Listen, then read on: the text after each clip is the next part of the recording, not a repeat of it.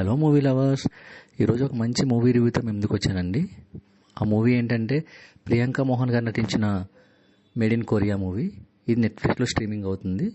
So ఫ్యామిలీతో హ్యాపీగా ఈ మూవీ అయితే చూడొచ్చు. మూవీ చాలా బాగుంది, ఎక్కడ బోర్ ఉండదు. ఈ మూవీలో అన్నీ ఉన్నాయండి. కామెడీ ఉంది, లవ్ ఉంది, ఎమోషనల్ జర్నీ ఉంటుంది, మంచి ఫ్రెండ్షిప్ ఉంటుంది. సో ఎక్కడ అంత బోర్ అయితే ఫీల్ అయ్యేలాగా ఉండదు. ఫ్యామిలీతో హ్యాపీగా చూడొచ్చు. అండ్ మూవీ కంటెంట్ విషయంలోకి వెళ్తే, స్టోరీ విషయంలోకి వెళ్తే ప్రిసైజ్గా చెప్తాను.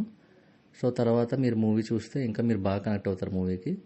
సో మూవీ స్టోరీ ఏంటంటే, ఒక హిల్ స్టేషన్లో ఒక అమ్మాయికి చిన్నప్పటి నుంచి కూడా కొరియా వెళ్ళాలని ఒక డ్రీమ్ ఉంటుంది. తను పెద్దయినా కూడా ఆ డ్రీమ్ అలాగే పెరుగుతూనే ఉంటుంది తప్ప తగ్గదు. అండ్ ఇంట్లో వాళ్ళతో కూడా ఎప్పుడు నేను కొరియా వెళ్తాను, తను కాలేజ్ జాయిన్ అయినా కూడా కొరియా కోసమే అడగటం, లోన్స్ కోసం ట్రై చేయడం ఇలా జరుగుతూ ఉంటుంది. సో అయితే ఈ అమ్మాయికి ఒక లవర్ ఉంటాడు. 9 years చిన్నప్పటి నుంచి కూడా లవ్ చేసుకుంటుంటారు. సో అలాగా వీళ్ళిద్దరు లవ్ ట్రాక్ సాగుతుంటే ఇంట్లో తెలుస్తుంది. ఇంట్లో వాళ్ళు పెళ్ళికి ఒప్పుకోరు. అమ్మాయి సైడ్ నుంచి ప్రాబ్లం అవుతుంది, అబ్బాయికి పెద్ద జాబ్ లేదని చెప్పి ఒప్పుకోరు. సో అలాంటి టైంలో ఇద్దరు కలిసి వేరే ఊరు వచ్చేస్తారు.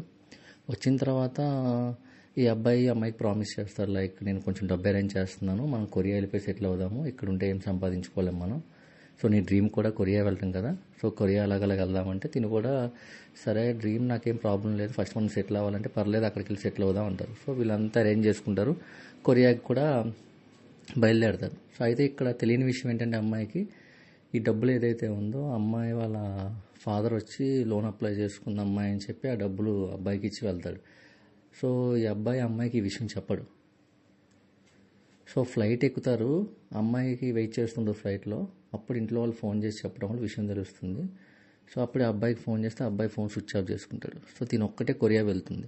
సో కొరియా వెళ్ళిన తర్వాత తనకి అసలు అక్కడ ఏం జరుగుతుంది, అక్కడ ఎవరైనా సపోర్ట్ చేశారా, తన లైఫ్ ఎలా మారింది అక్కడికి వెళ్ళిన తర్వాత, తను ఎలాంటి పరిస్థితుల్లో తన జర్నీని కంటిన్యూ చేసింది, అండ్ చివరికి హ్యాపీ ఎండింగా సాడ్ ఎండింగా అనేది మీరు మూవీ చూస్తేనే మీకు అర్థమవుతుంది. సో అక్కడ ఏమన్నా ఫ్రెండ్షిప్ ఇలాంటివి ఏమైనా ఉన్నాయా, అండ్ ఫైనల్గా మళ్ళీ ఆ లవర్ తనకి కనెక్ట్ అయ్యాడా లేదా అనేది మీకు మూవీ చివరిదాకా చూస్తేనే తెలుస్తుంది. సో మూవీ అయితే మస్ట్ వాచ్ మూవీ, అందరూ తప్పకుండా చూడండి.